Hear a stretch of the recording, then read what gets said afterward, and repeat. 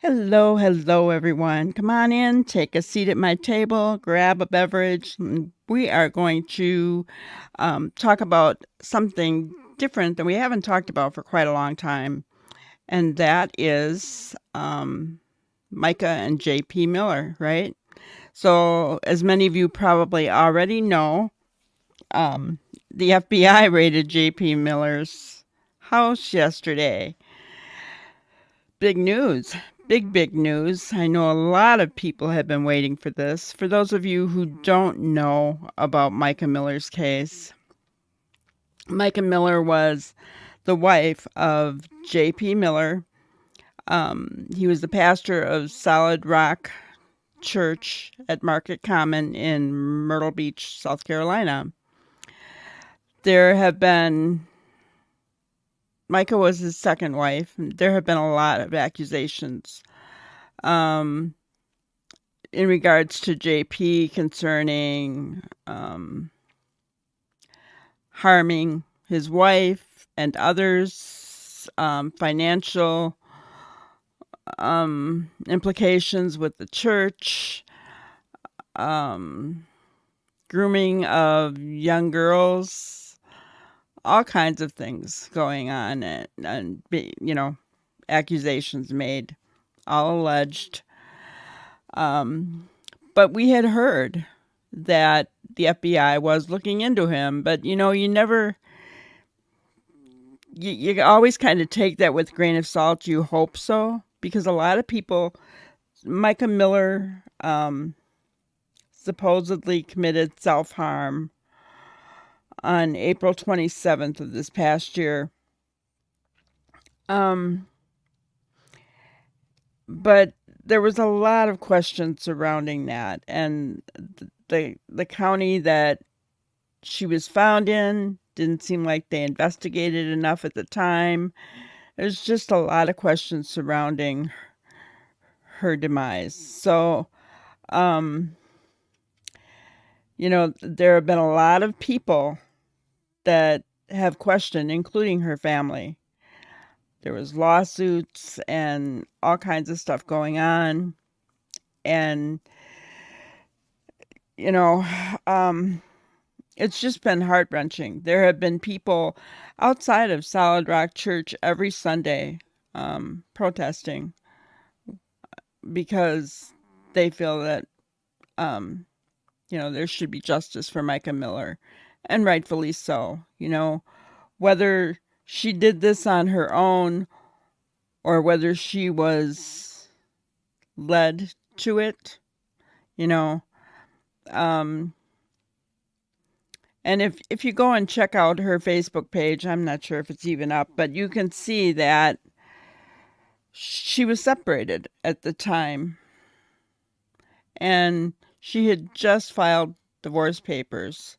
So this case, so much going on. I'm going to share my screen, and we're going to take a look at some of the news outlets that have been reporting on the raid yesterday, and they kind of give some of the background detail.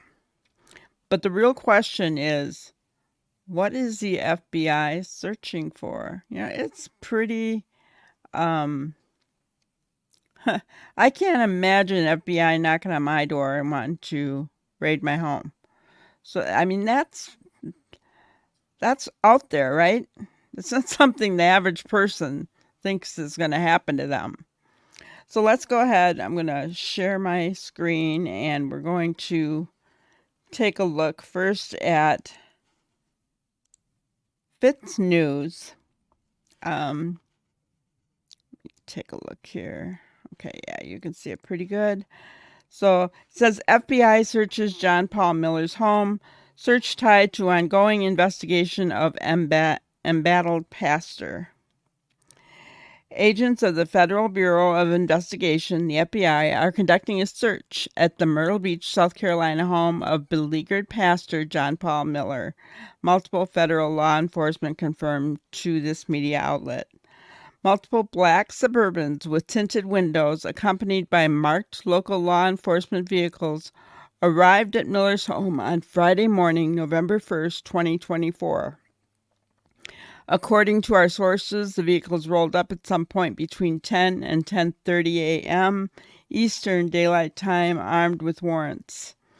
Details of the search were not immediately available, although our sources have confirmed the search of Miller's home is tied to an ongoing criminal investigation of the embattled pastor. And you can see here, it says feds bringing boxes inside the home of John Paul Miller as they continue their search of the residence. Miller was not inside. From what we heard, he snuck out right before they got there, so he must have known they were coming. And he didn't come home until later after everybody had left, even the reporters. Some reporters hung around after the FBI had left. But once they left, I don't know if he was watching where he was. Once they left, he came home. If you want to see quite an extensive coverage of the raid, I recommend going to Evil CJ's channel.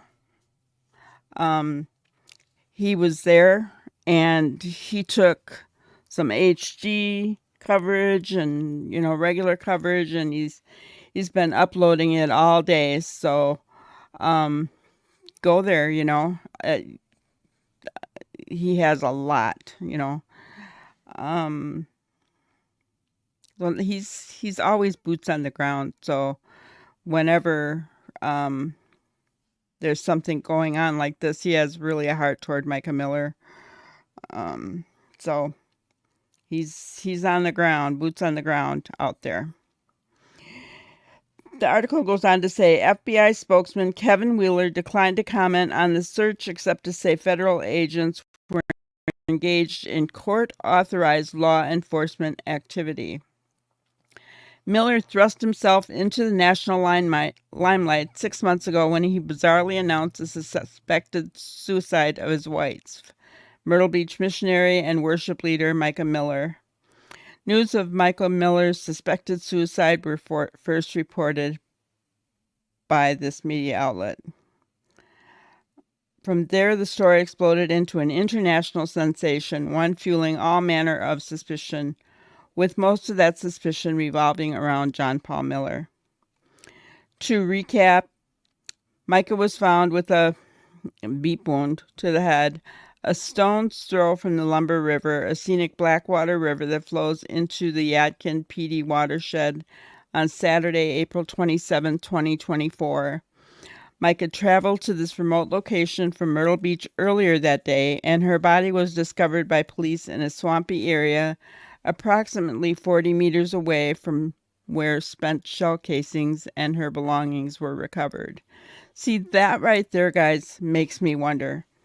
40 meters away, those spent shell casings were, and that water was not, it was a swamp. It was not moving. It was dead, flat. It was just still as still can be. So her body would not have floated or moved away from where supposedly she had did herself in. So this is what I'm talking about when I say that I feel as though the county that she was found in did not do a good investigation. Her death was officially ruled a self-harming by investigators and medical examiners. On April 28, 2024, less than 12 hours after being notified of her death, Miller delivered a sermon at Solid Rock, which closed with a bizarre announcement of her passing and instructions to his congregants not to discuss it as they left the church. Yeah, that video was weird. I don't believe it's on the church's website anymore. However, the next video we're going to watch does show you a little bit about that bizarre announcement in church. Micah died less than 48 hours. Get this, people. Micah died less than 48 hours after serving her husband with divorce papers and subsequent court filings, detailed allegations of A and harassment against Miller from multiple individuals, including his first wife. He had 5 children with his first wife, guys. And yes, there was um, there was A in that one, DV. The federal investigation into John Paul Miller has been the subject of significant speculation. Some believe it is tied to Micah Miller's death. Others believe it is linked to the purportedly shady history of his church finances and the religious empire of his father, Reginald Wayne Miller. John Paul Miller and his father are reportedly going to be the focus of several pending suits related to their ministries. As the search unfolded, sources close to the probe offered their first glimpses as to its actual focus. The primary investigation is into events that happened before Micah died, a source familiar with the search stated, citing allegations of interstate DV. Sources declined to elaborate on this statement, but the federal statute related to this charge states the defendant must have crossed a state line or entered or left Indian country with the intent to injure, harass, or intimidate one's spouse or intimate partner, and that in the course of or as a result of such travel, the defendant intentionally commits a crime of violence and the defendant causes bodily injury to the spouse or intimate partner. And this is the picture showing all the FBI agents outside his home. And it says this is the developing story. So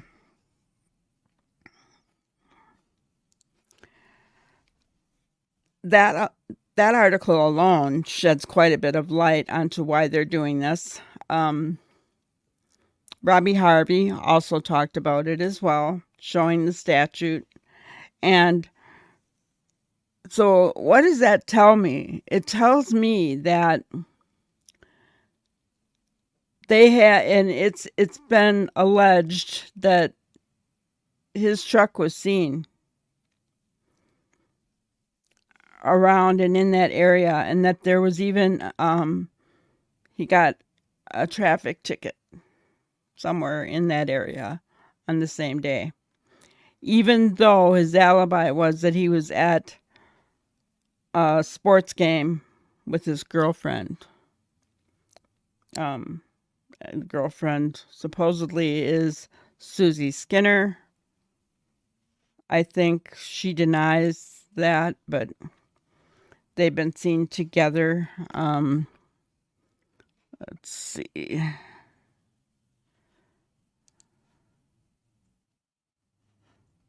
Right. This is a picture right after Micah died that was taken. That's Susie Skinner. Her husband was drowned in his wheelchair in a pool. He was strapped in. So yes, those circumstances were highly unusual. And talking about that, there was a huge police presence last night by that pool. Gosh, I'm naming all these people that I'm seeing, but yeah, it's okay. I don't mind giving, we're supposed to give other people credit, right? The iPhone guru had a video last night showing that there was police presence at the pool where Susie Skinner's husband, Chris Skinner, passed away, drowned. So there is that. This is the place that Micah was found. And can you see how dead that water is, people? she wouldn't have moved, right? There would have been no movement. If she would have pew-pewed herself, she would have laid right where she was found. But instead, they found her body 40 meters away. So questionable, right? All right, so let's go. I'm going to go to the next one.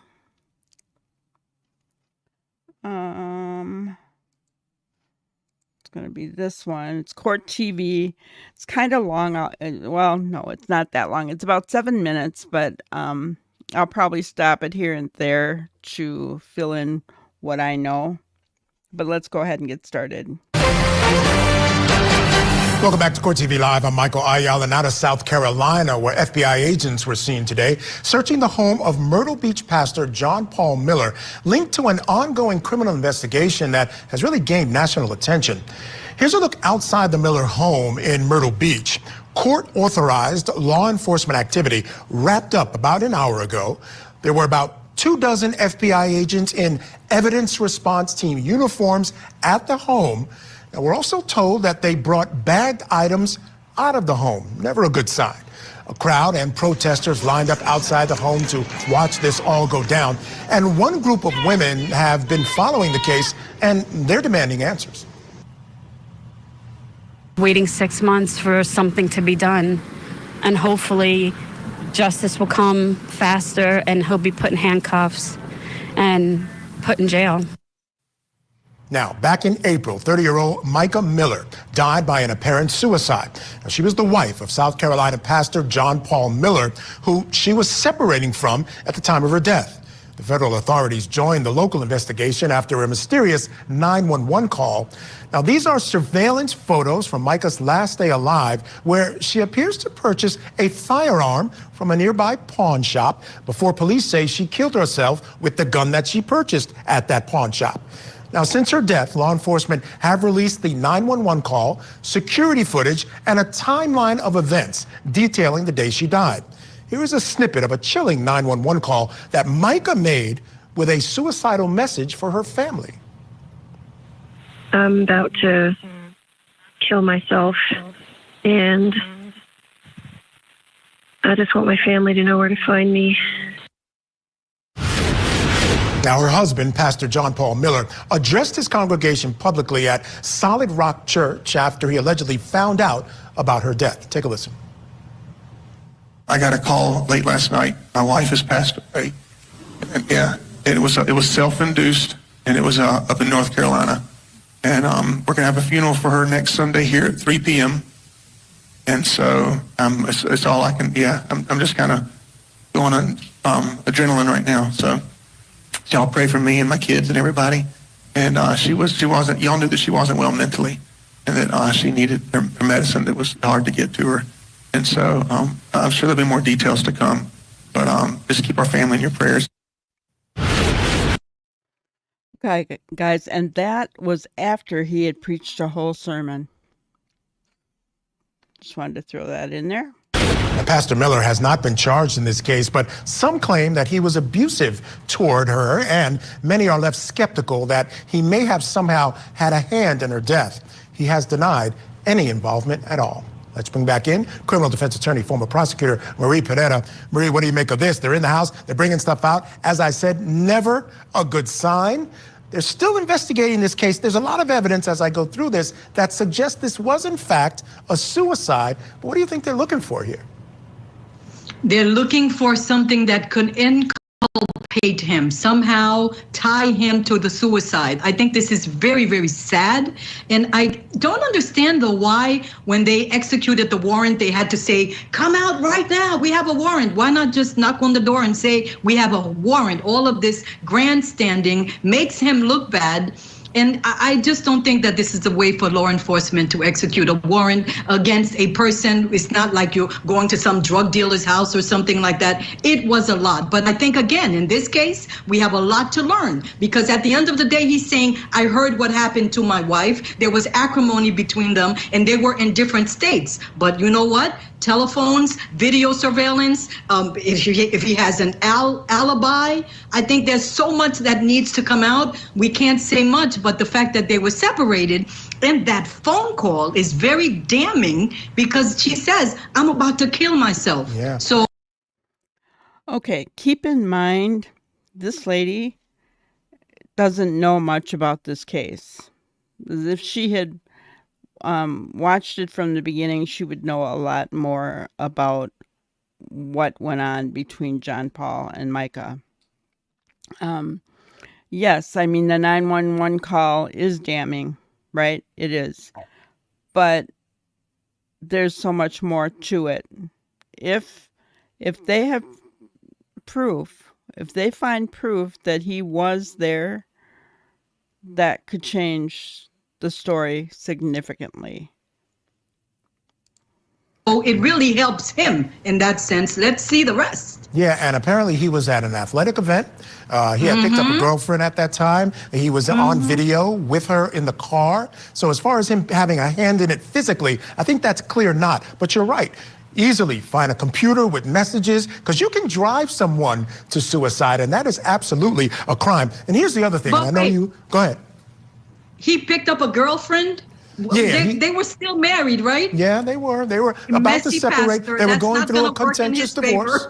They were going through a contentious divorce. So these things happen, and I agree with you. Not a good look. But here's the deal. There's something else that's not a good look in this case, and it's something I know you know a little bit about, and that's domestic violence and abuse. There are allegations that there was abuse in this relationship, right? Now, we know the time of separation is the time that, people are most, and women especially, are most at risk.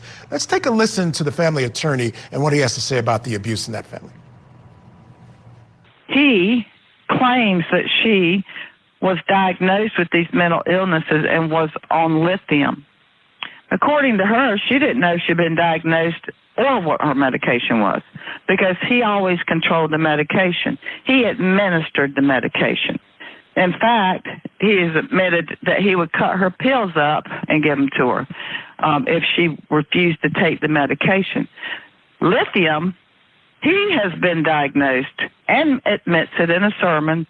And if you look up lithium and the side effects of it, or if you take too much of it or you're over-medicated, you go into delirium.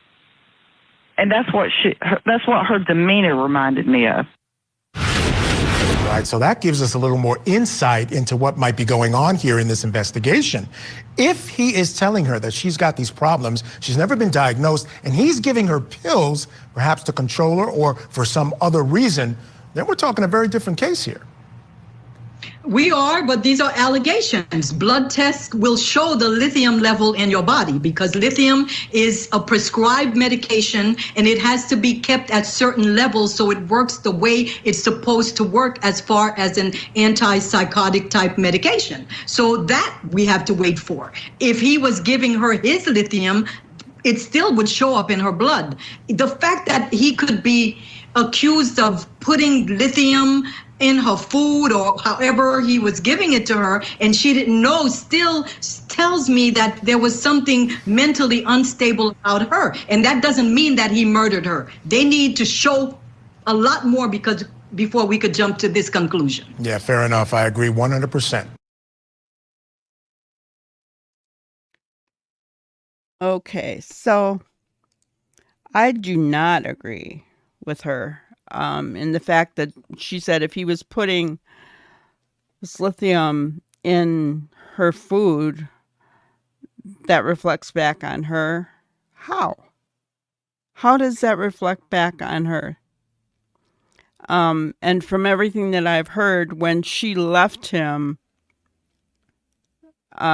she stopped taking her medication, that medication. So I don't believe it was found in her bloodstream. I'd have to go back and check on that though, but I don't believe it was because she had stopped taking it. that doesn't negate the fact that that happened when she was living with him, right? And her family states that she never had any mental health issues until after she married John Paul. Now, she was married to another man before John Paul, not for very long, but she didn't have any mental episodes then either. So it does kind of tell you something. Why all of a sudden, you can make a joke, he drove me crazy, right? Well, literally, in this case, it may well be. Either way, they evidently had reason to believe the DV because that's what they're looking into, according to the statute. So we'll see where it goes, right? I would expect them to be showing up at John Paul Miller's home with handcuffs pretty soon. So we'll see what happens. That's all I've got for today, guys. Let me know if you want me to keep following this case and continue on with it. I know that there are a lot of people who, want to see justice for Micah. She was so beautiful. And if you go to the Solid Rock YouTube, you can see where she sang. She was a worship leader. She had a beautiful voice. She had a beautiful soul if you go to her Facebook account. So yeah, I'm right there with them wanting to see justice for Micah. Well, thank you guys so much. We will see you on the next one. Thank you for watching another episode of Granny's Crime Busters. We really appreciate each and every one of you. Don't forget to subscribe and like and even share the content. You can follow us on any of our other social media platforms at YouTube, Twitter, Instagram, Facebook, and TikTok. We really appreciate you guys, and you can also email us at granniescrimebusters@gmail.com. Thank you so much, and we will see you on the next one. Thanks, guys.